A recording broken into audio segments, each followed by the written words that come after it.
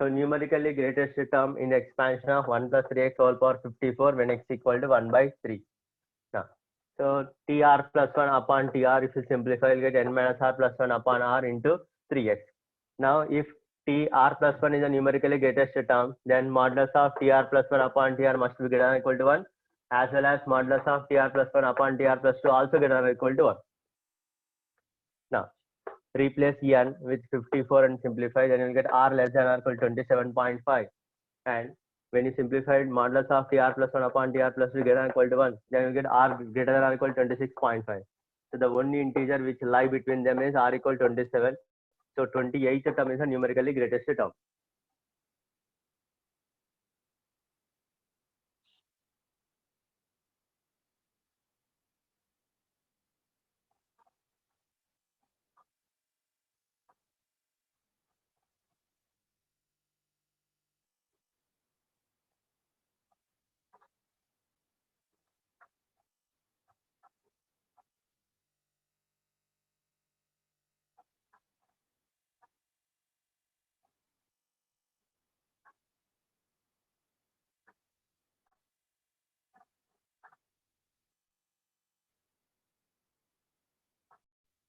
Yeah.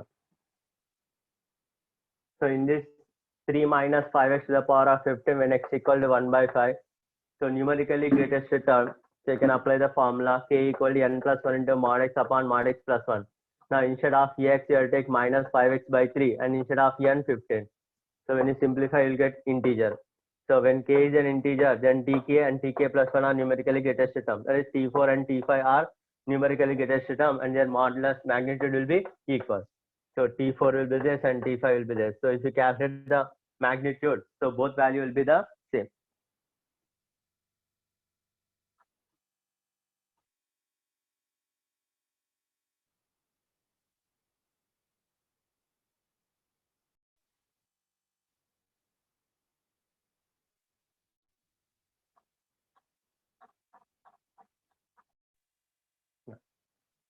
So here capital R equal to 6 root 6 plus 14 to the power of 2n plus 1, and f is capital R minus step function r, means f is a fraction which lie between 0 to 1. Then we need to calculate capital R into small f. Now when I consider the conjugate 6 root 6 minus 14, this also will be positive and lie between 0 to 1. So when I raise any exponent positive, so it will be still again lie between 0 to 1. So take that as capital F.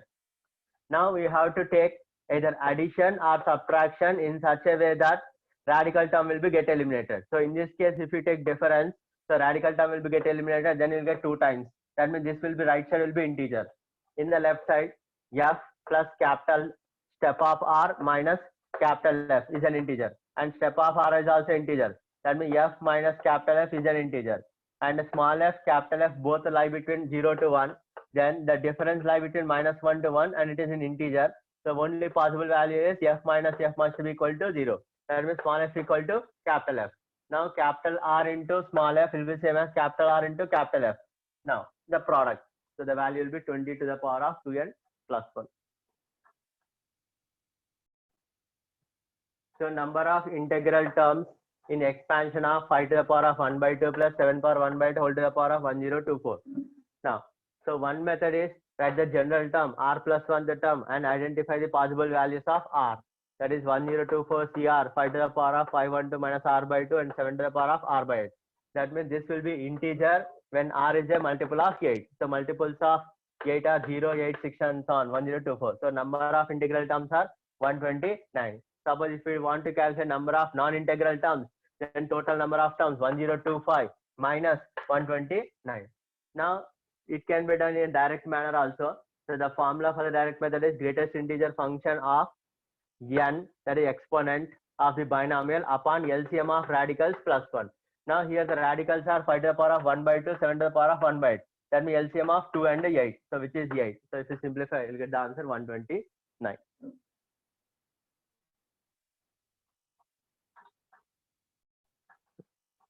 So in the expansion of 1 plus x whole power n equal to c0 plus c1x plus c2x square and so on cn x power n, then how to prove c0 cr plus c1 cr plus 1 c2 cr plus 1 so on cn minus r cn as 2n factorial upon n minus r factorial into n plus r factorial, which will be same as 2n c n plus r or 2n c n minus r.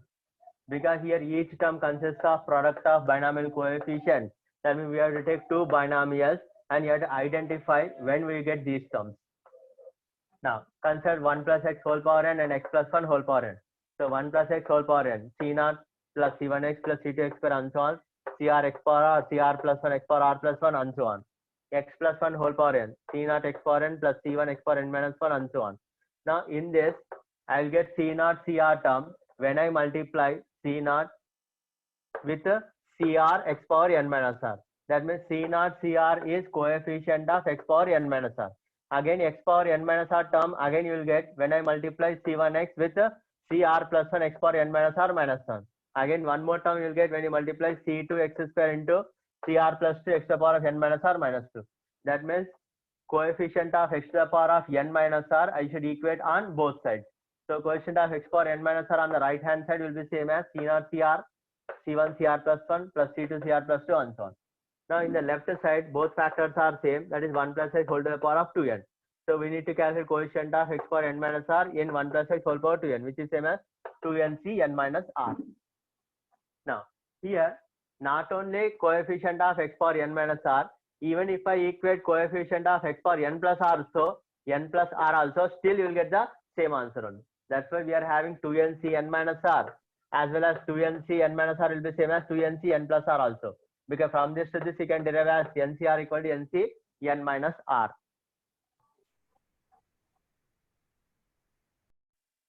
So the second method is using sigma notation. We can express the left hand side as sigma I equal to 0 to n minus r, nci, nc r plus I. Now always you write in such a way that when you observe this variable should get cancelled. That means I can rewrite nci as nc n minus I. So that when I add these two, the variable has to get cancelled. Always you write in such a way that when you add these two, the variable should be get eliminated. Now nc n minus I is coefficient of x power n minus I in the expansion of 1 plus x whole power n, and nc r plus I is coefficient of x to the power of r plus I in 1 plus x whole power n. That means x to the power of n minus I into x to the power of r plus I will become x power n plus r. So coefficient of x power n plus r in the expansion of 1 plus x whole power 2n, which is 2nc n plus r, which is also same as 2nc n minus r. Or even you can say directly can remember that you add n, add n minus I, r plus I, that is n plus n, 2n, n minus I, r plus I, n minus r. But you have to remember that variable should get cancelled whenever you are adding this, adding this.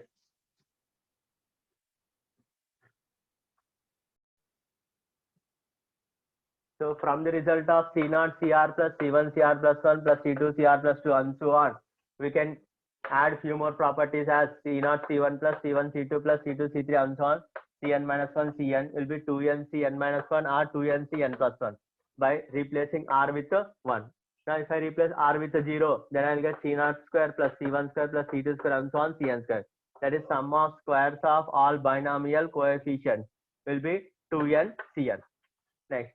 Suppose if it is alternately plus and minus is there, that is C0 square minus C1 square plus C2 square minus C3 square and so on, minus 1 to the power of n Cn square. This you can prove it as minus 1 to the power of n by 2 nc n by 2 when n is even and 0 when n is odd. So to prove this, you take two binomials again. One is 1 minus x to the power of n, another is x plus 1 whole power n. That's the expansion. After that, you have to identify which terms product consider and then what coefficient of x power. You will get C0 square minus C1 square and so on. So coefficient of x power n in the right hand side product will be C0 square minus C1 square plus C2 square and so on. Now we need to calculate coefficient of x power n in the left side. In the left side it will be 1 minus x square to the power of n. Now in this general term will be tr plus 1 equal to ncr minus x square to the power of r. That is ncr minus 1 to the power of r x power 2r. When we want coefficient of x power n, that means r must be equal to n by 2. That means n by 2 is defined only when n is even. That means when n is even, sum of squares of binomial coefficient with alternative plus and minus is minus 1 power n by 2 nc n by 2. And when n is odd, you cannot have a term of x power n coefficient. That means coefficient will be 0.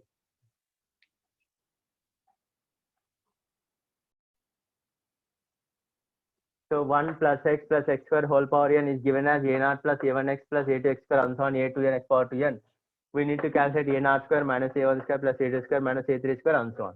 So examination point of view, you go for some value of n and you can verify. So preferable is n equal to 2 and calculate this and verify the option.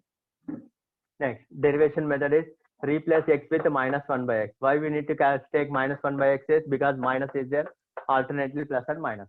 So when I replace x with minus 1 by x, this will become 1 minus 1 by x plus 1 by x square whole power n. Replace x with minus 1 by x. Simplify on both sides. After that, take the product. 1 plus x square whole power n. 1 minus x plus x square whole power n. Now you have to identify when you will get the terms a0 square minus a1 square plus a2 square and so on. So if you equate the coefficient of x power 2n on both sides, then you get this term. That means coefficient of x power 2n in the left side you have to calculate. So the product will be 1 plus x square plus x power 4 whole power n. Now this trinomial expansion will be same as the given one. Instead of x square is there. That means a0 plus a1 x square, a2 x square whole square and so on, an x power n whole square and so on. So coefficient of x power 2n will be an. That means a0 square minus a1 square plus a2 square and so on, a2n square will be same as an.